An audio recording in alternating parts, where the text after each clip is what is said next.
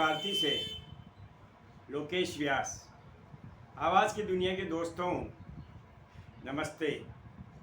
दोस्तों, कल आदरणीय निर्मला सीतारमण जी ने अपना बजट पेश किया। ये उन्होंने 7वें बजट पेश किया है, जो अपने आप में एक रिकॉर्ड है। और मोदी की कार्यकाल की जो तीसरा कार्यकाल चालू हो रहा है 30, उसका ये पहला बजट था। ये भी अपने आप में एक उदाहरण है कि किसी राजनेता का तीसरा कार्यकाल शुरू हो रहा है। बजट जो पेश हुआ, हमेशा की तरह पक्ष दल ने बहुत उसकी बड़ाई की है और विपक्षी दलों ने खूब आलोचना की। दोस्तों, आलोचना और प्रत्यालोचना करना तो कोई भी काम करो होगा ही, लेकिन सही अर्थों में अपन इस पर चर्चा करेंगे विश्लेषण के तौर पर। तो न तो अपन को पक्ष से मतलब है न विपक्ष से।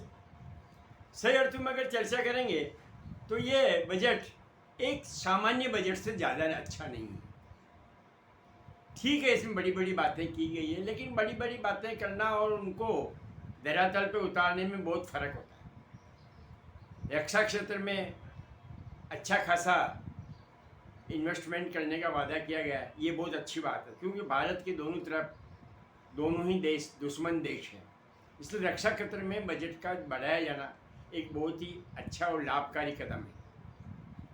दूसरी तरफ शेयर मार्केट में इन्होंने टैक्सेस को काफ़ी बढ़ा दिया है।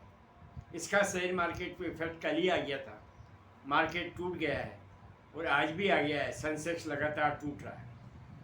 शेयर मार्केट की तरफ पब्लिक खास तौर से मिडिल क्लास बहुत आकर्षित हुए हैं, लेकिन इस कदम से मुझे लगता है कि धीरे धीरे वो वापस डाइवर्ट हो जाएंगे और शेयर मार्केट में जो पैसा तेज़ गति से आ रहा था वो थोड़ा कम हो जाएगा। सरकार को इस कदम को उठाने से पहले थोड़ा विचार करना चाहिए था। किया तो होगा, लेकिन इसका इफेक्ट क्या आएगा ये सरकार को सोचना चाहिए था। दूसरी तरफ सरकार ने अपने बजट का एक बहुत बड़ा हिस्सा अपने जो सहयोगी दल हैं, जिनकी बैसाखी पर सरकार टिकी है, उनको बिहार और आंध्र प्रदेश को दिया है।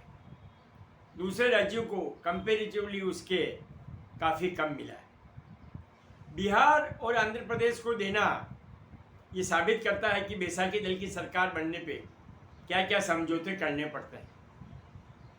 इन लोगों को संतुष्ट रखना सरकार का पहला दायित्व है।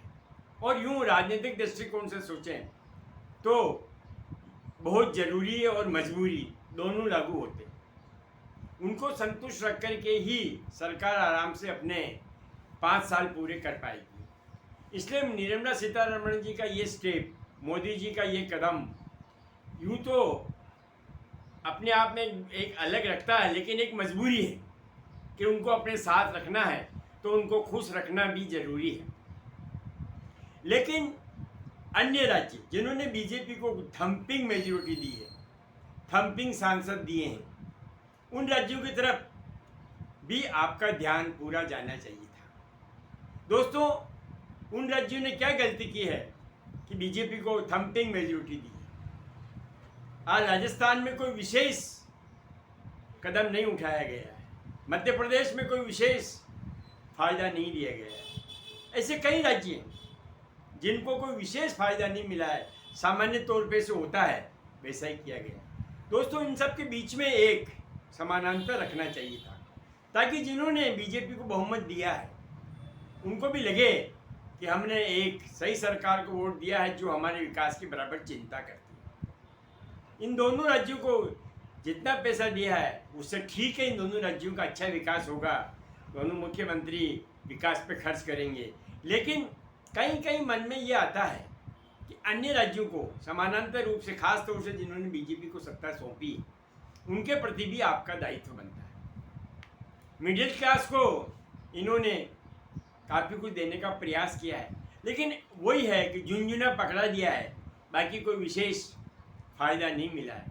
हर साल की तरह इनकम टैक्स रिटर्न में थोड़ी बहुत ये बढ़ाते रहते हैं छूट। लेकिन दोस्तों, आज के ज़माने में 10 लाख रुपए की क्या बकत है, आप समझ सकते हो। 10 लाख रुपए आज औसत आय एक मध्यम क्लास की हो गई।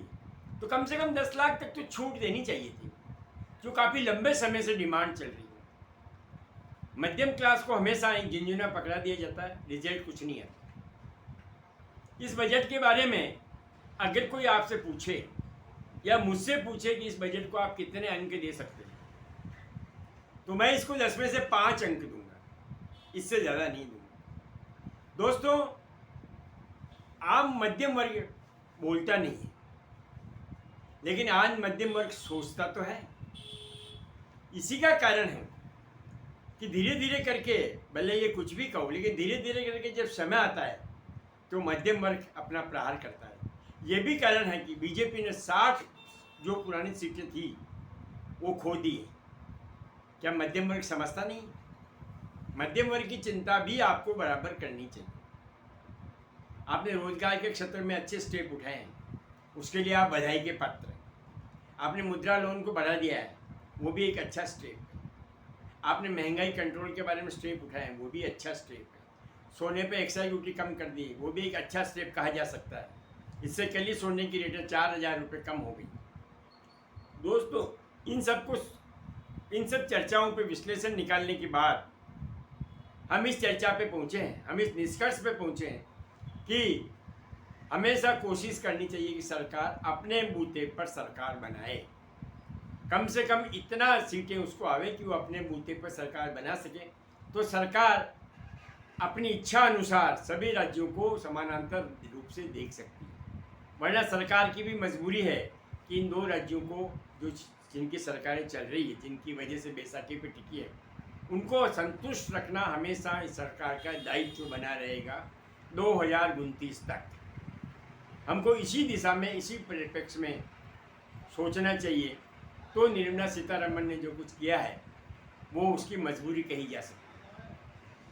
दोस्तों, इस बजट के रिजल्ट हमें अगले साल देखने को मिल जाएंगे, अगले साल फिर बजट आएगा। लेकिन मैं यही चाहूँगा कि सरकार ने जो रोज़गार के आंकड़े दिए हैं, वो रोज़गार वास्तव में रोज़गार मिले, युवाओं की बेरोज़गारी कम हो, तो ये सरकार की सफलता कहा जाएगा।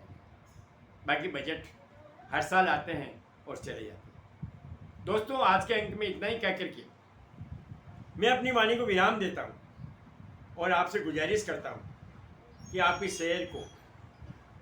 वीडियो को शेयर करें, लाइक करें और सब्सक्राइब अवश्य करें। जय श्री राम।